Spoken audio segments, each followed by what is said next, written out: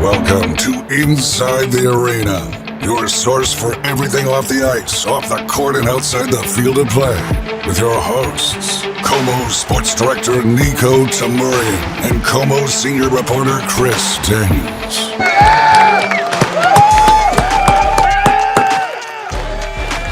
That's where we wave to all the people who aren't outside right now. Yes, I see about 4 people. Yeah. Well, that's how we Ariel, roll here. KB. That's how we roll in the KOMO 4 podcast studio, the world headquarters here of Inside the Arena. Yeah. Episode 26, buddy. Yeah, that's half a year, right? That is, according to math in elementary school, it's 52 divided by 2. Which is about the extent of my math ability, so well played, sir. We've done it, Bill. Half a year, every week. Shout out to producer Bill. Bill Fesh, 26 weeks, episode 26. We're talking about all the stuff off the court, off the ice, off the field of play, and we're doing it again this week, talking about rugby. Drew Dambreville is the chief operating officer at the Seattle Seawolves, the Major League Rugby franchise, 2-time champions of the MLR.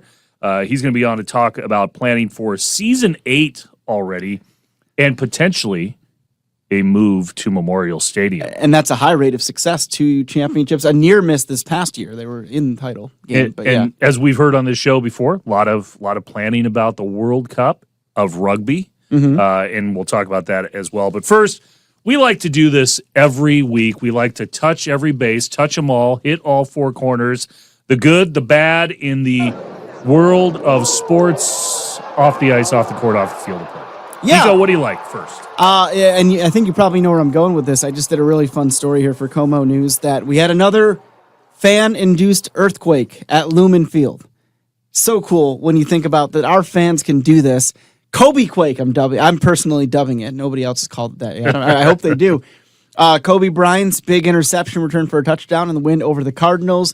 It produced shaking that I felt in the press box. Yeah. And I'm like, I'm going to reach out to Pacific Northwest Seismic Network and shout out to those folks. They got back to me right away. They had all sorts of really cool data, and they identified that, yes, at the exact moment that Kobe Bryant scored, their seismic meter right by Lumen Field did record activity. It was about 2/3 the equivalent of Beastquake. They tell me it's hard to put that kind of on a magnitude scale that we all understand from real earthquakes, and that's the idea. This is fan-induced. Those kind of earthquakes are usually miles deep, so it's harder to figure out a magnitude. There's your science lesson for the day. But Kobe Quake was around a 1 if it was a magnitude. Beastquake was about a 1.5 if you want to make the comparison. Now, I'm going to go deeper on this in my negative corner. Okay. But for right now, positive that the 12s, that Seattle sports fans, the best in the country, are so into their teams, are so taken by the moment that they literally made the ground shake. And where does Taylor Swift factor That's into my that? Negative corner. Okay. I don't want to get ahead of it. I don't want to get it. By the way, I went to the Taylor Swift concert in Toronto. And this is not a knock on Taylor one bit. Wonderful performer. Swifties are as passionate as they come. But you'll see what I'm talking about in a second. Okay, well, I'll tell you what's positive. The Seattle Monorail, there is an update there. Okay. As it relates to sports and what is happening off the court, off the ice, off the field of play. There is going to be a renovation of the north side of the monorail in Seattle Center. There's an issue right now because of the success of the Seattle Kraken. You know, a lot of people in this town wrote off the monorail at one point as just a relic of the World's Fair in 1962. It's now part of the transit system for people trying to get to Kraken games. You can go from Northgate, for instance, Kraken Community Iceplex, take it to Westlake, go up the elevator, go up the escalator, and go to the monorail and get into Seattle Center. But there's a massive backup now before and after games because they can't queue enough people. They can't get enough people into those cars. The cars don't move quickly enough. Back and forth, it's 0.9 miles back and forth. So this renovation has been paid for by the federal government, $15 million federal grant. There's some state matching funds as well, $3 million. They're going to renovate that entire north side so it actually feeds in 3 different directions.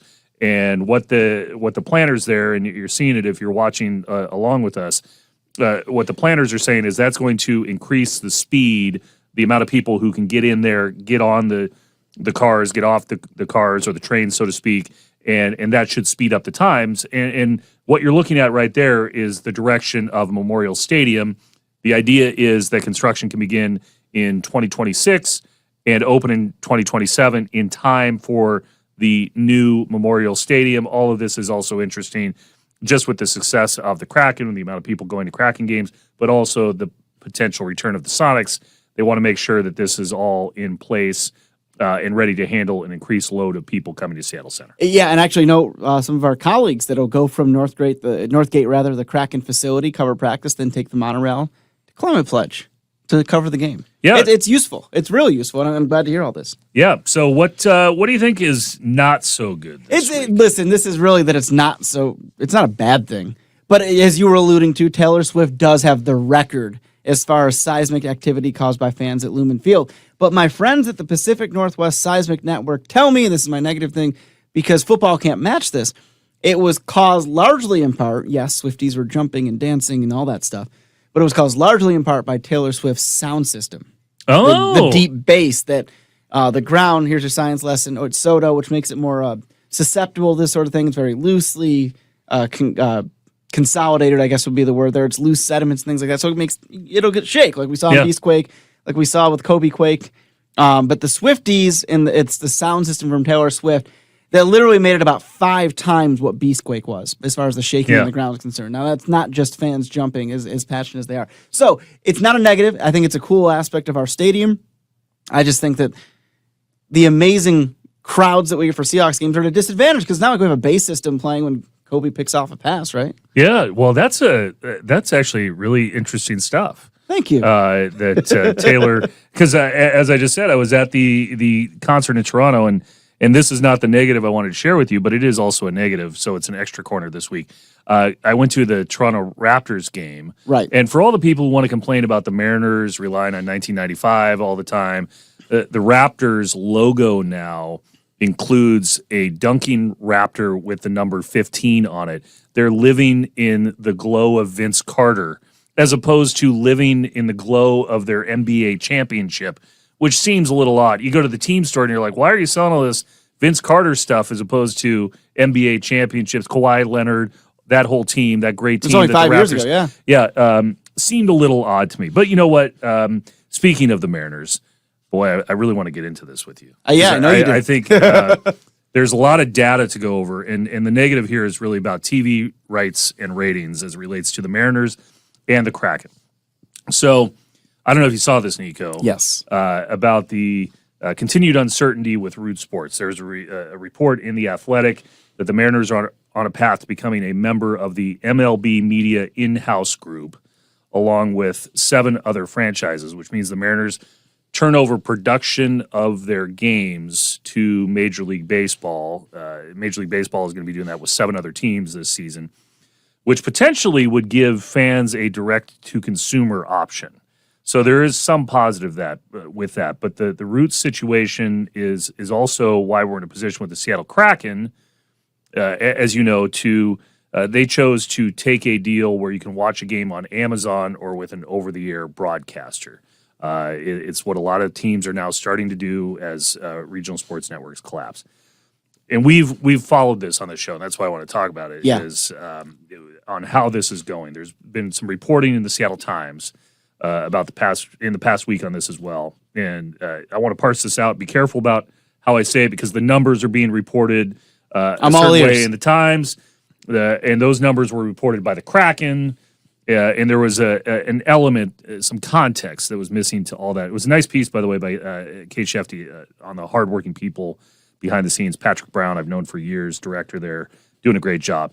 The stat in there that was provided by the franchise is that there is an average of 50,000 people watching games in the first 2 months of the season. But we can also report just by doing the math here and the TV data that we see, if that number is accurate, that most people are probably doing that by watching Amazon Prime and not over-the-air television. Give you some data points. Because I looked all this up, Niko. Wow. I looked all this up. Of course you did. Okay, so the first 8 games en route in 2023, 13,000 share under 14,000 people watching Kraken games in the first 8 games of 23, 0.7 rating. The Times piece was talking about how this has been a success already. And I think it very well could be. It's going to be a model for folks. But the Anaheim game this week against the Kraken. Those numbers were on par with what they were in 2023, at least in the Seattle market. 17,000 people watched, 3.2 share. For comparison's sake, people sometimes get lost with points and shares and all. We talked about me with elementary school math, yes. right? So more math here. Monday Night Football, Ravens Chargers on KOMO on the mothership, 7.0, 25.3 share, 147,000 people. So that gives you the idea of the gap here that the Kraken are trying to work with as they navigate this. The Cardinals-Seahawks game, 535,000 people watching, 24.7, 77 share. I could go back into games, and this, again, is just to provide the context when we talk about an average of 50,000 people watching, the mix, the shift here to streaming. November 9th game against Vegas, a 0.7, 3.1 share, 15,000 people. Wheel of Fortune had 3 times the ratings. Jeopardy had 3 times the ratings. The game against the Rangers, a 1.1, 3.9 share, 22,000 people watching in Seattle. Saturday against the Islanders, a 1.1, 6.7 share, 31,000. Thursday before that against Chicago, slightly better, or about the same, 1.0, 4.0 share, 29,000 people watching. So when we talk about average viewership, you can look at this as a glass half full, a glass half empty. There are probably more people watching in Alaska, Idaho, and Oregon that are not part of this metric. It is expanding the reach for the Kraken, but they're still struggling on the over-the-air component. Those numbers could traditionally pick up as we get into December and January. No NBA competition in town, but that's a long transition to say this factors into the Supersonic Minute. Oh yeah, there's a big story in the last couple weeks. Yeah, because when we talk about TV ratings, how this is all going to work, distribution of the NBA, the NHL in the future, these are packages that teams have relied on, right? The money that comes in from regional sports networks. We've talked about on this show the settlement now between TBS, TNT, also known as Warner Brothers Discovery, and the NBA. That was a hiccup in potentially starting an expansion process.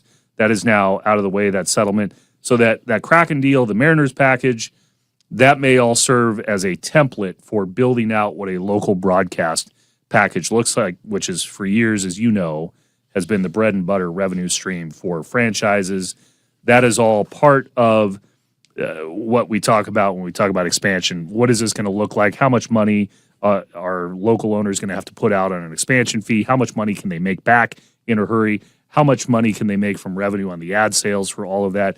So that's why we follow these numbers closely, is because it is all part of that discussion. And when you talk about the NBA in that regard, I mean, we see it, you and I, with two of our sister stations. Yeah. Salt Lake City, they do the same thing. They are the over-the-air partner, our affiliate within our company in Salt Lake City to carry the Utah Jazz games. And just new this season, our sister station just down I-5 in Portland, they are the home of the Portland Trailblazers. So you see the NBA has really, really taken this idea, the strategy the Kraken has taken in, but they've done it with even more success.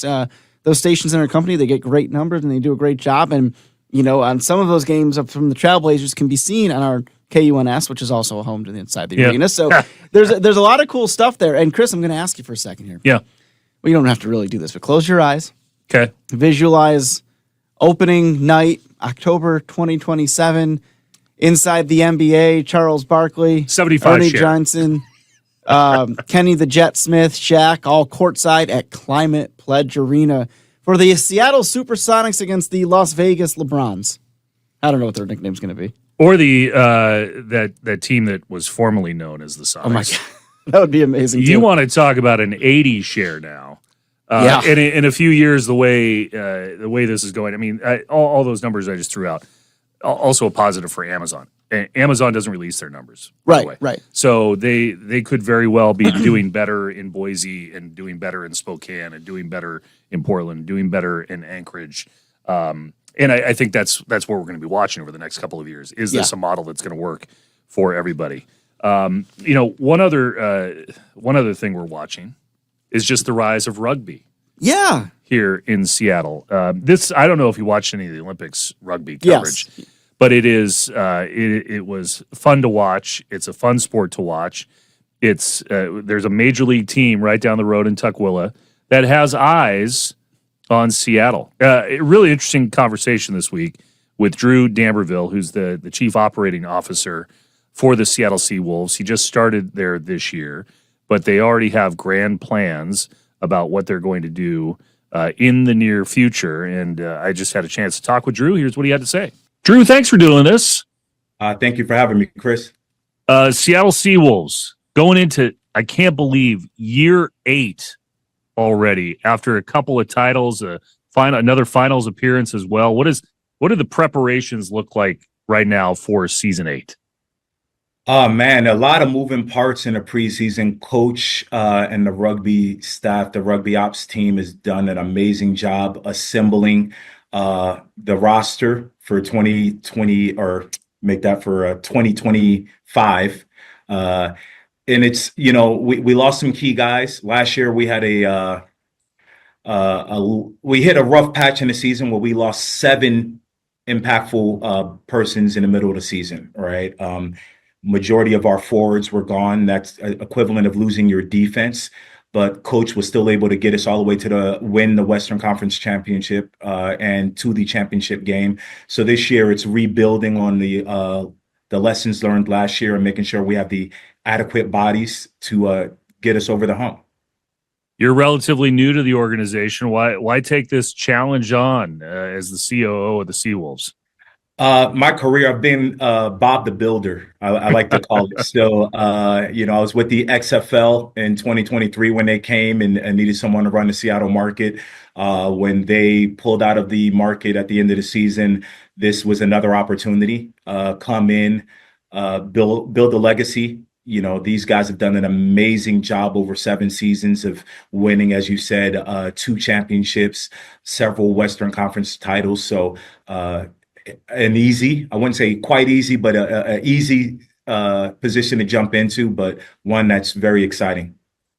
So, it's a crowded sports market. A lot of people talking right now about, the Seahawks and the Huskies and the Kraken. And so it's the off season, but how do you separate yourself going into year 8 from a crowded competitive sports market where a lot of people are looking for those discretionary dollars? Rugby does it itself. Rugby is the separation. If you've ever been to a match, very family oriented, the fan base is like nothing I've experienced in U.S. sports. My first rugby match in Seattle, to have fans in the middle of a game explain to you what's happening in the game.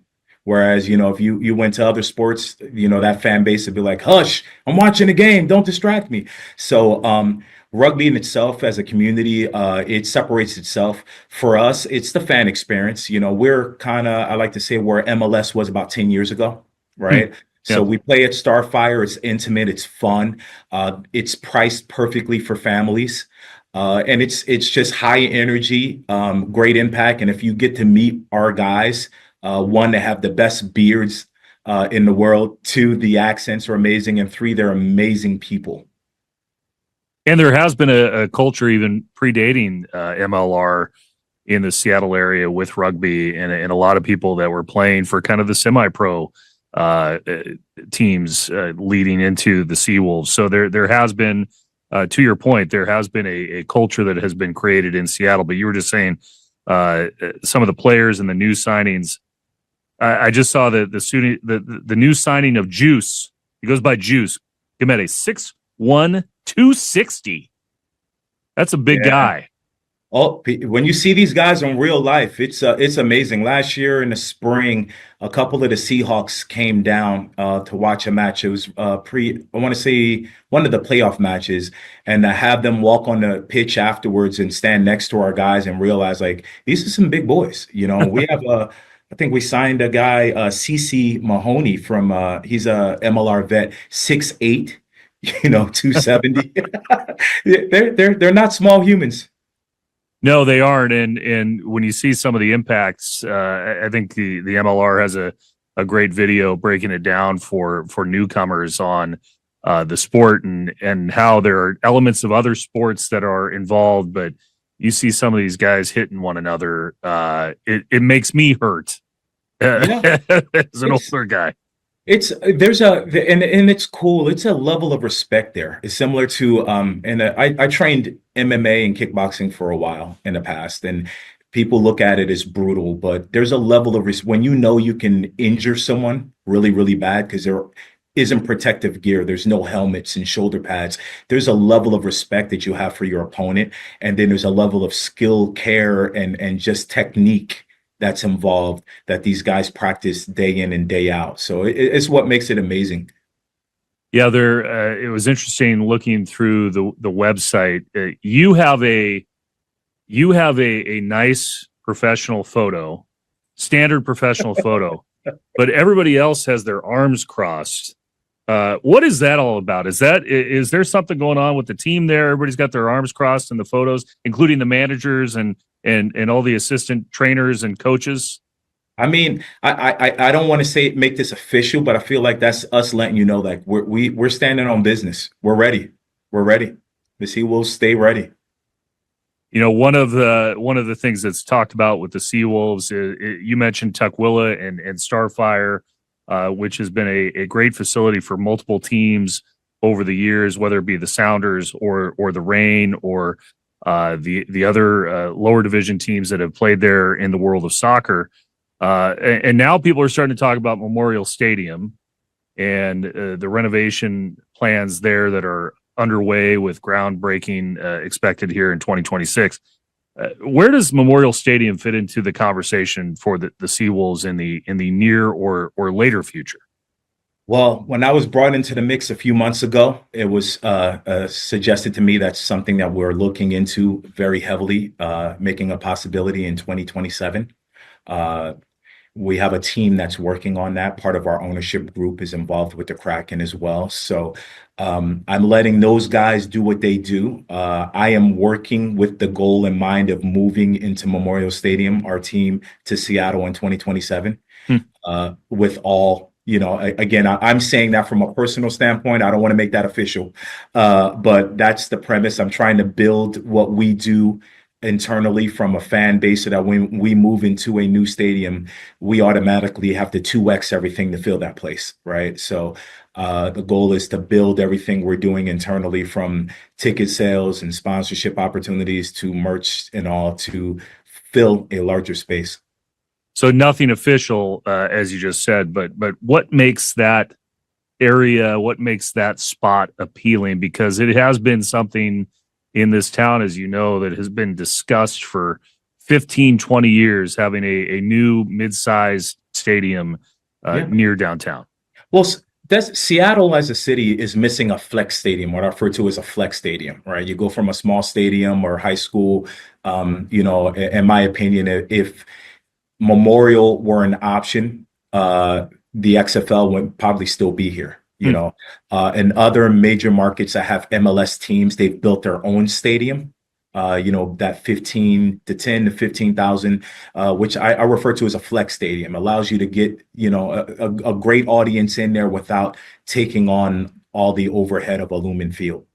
In terms of Memorial Stadium, it's a Seattle landmark. Right, you're at the Mecca. You're right underneath the Space Needle. You're in the heart of Seattle. You know, for us, that's the difference between having fans have to drive, you know, on I-5 all the way to Tukwila, to being able to walk. You know, take the monorail from downtown Seattle and be right there. Have other, you know, the flow of traffic from other games in the area. So it just heightens everything we do. You know, and there is, in the world of rugby, I'm not sure that a lot of people know or have this on their radar right now in Seattle. The Seawolves are in a good spot, having the traction, having the 7 years already in the past, going into year 8. But there's going to be more interest in the sport across this country with the Rugby World Cup in 2031. The Women's Rugby World Cup in 2033. We know that the Seattle Sports Commission, we had Beth Knox on this show a couple of weeks ago, and she was talking about that. The Seattle Sports Commission is definitely making a bid to host some of those events. How big of a deal do you think that Rugby World Cup is going to mean for the growth of MLR in Seattle, whether there are games in the region or not? Again, you liken it to what MLS, right? I believe it was the World Cup in '94 that MLS was the genesis. It started MLS, right? Having the world stage of rugby here, I believe Rugby World Cup sits behind the Olympics and FIFA World Cup as the third largest viewed and attended event in the world, sporting event in the world. So having that many fans in the United States from all walks of life will, one, lend credibility to what MLR is doing, right? We hope to be able to partner with those guys and be part of hopefully the host cities will be paired where in areas where there are MLR teams so that we can benefit from that. But even without that, opening Americans' eyes to the sport of rugby, it's been a little bit of either you know or you don't know, or you kind of heard about it, but we all know once it hits the American airwaves, you look at what happened with the Olympics with Alona Mayar winning bronze and just how she took off, and now people are talking about rugby. Now imagine that multiplied times 1,000x throughout multiple states in the country. We all win. The league wins, the Seawolves win, and I think America as a whole will win because a major sport will come here, and just the whole tide rate rises with all of it. So yeah, super exciting. Alona has made it to Dancing with the Stars. She's made a lot of endorsement deals and TikTok and Instagram, and she has definitely been a star for women's rugby. And hopefully we find that person in the next couple of years, maybe even with the Seawolves, who can elevate the sport and get everybody excited as we head into that Rugby World Cup, potentially in Seattle. Yeah, we have the personalities. I tell you what, the guys on our roster are amazing. We have guys from South Africa, from Ireland, Namibia, you name it, and the characters. Like the accents are amazing, like I said earlier, but the character, oh man, those guys are hilarious. Well, hopefully people can check you out at Starfire here. The season opener is in March, but preseason really gets underway before that, and good luck to you, Drew, on season 8 of the Seawolves. I appreciate it, and make sure, shameless plug, make sure you check us out at seawolves.rugby for everything Seattle Seawolves related. So seawolves.rugby, and I appreciate your time, Chris. Thank you. Thank you, Drew. Fun conversation. He got me fired up to go see the Seawolves. And Drew's a great guy. He and I have crossed paths on other stories and whatnot. I have no doubt that obviously the Seawolves are already a successful franchise on the pitch and a lot of fun to watch. But you get a mind like Drew behind it. I have some really high expectations and real high hopes for this franchise making that next step, as you both talked about, especially heading into these Rugby World Cups coming to Seattle. It is interesting the talk about having a character. I mean, we've seen that with the Seahawks before and how they really captured the imagination of a country.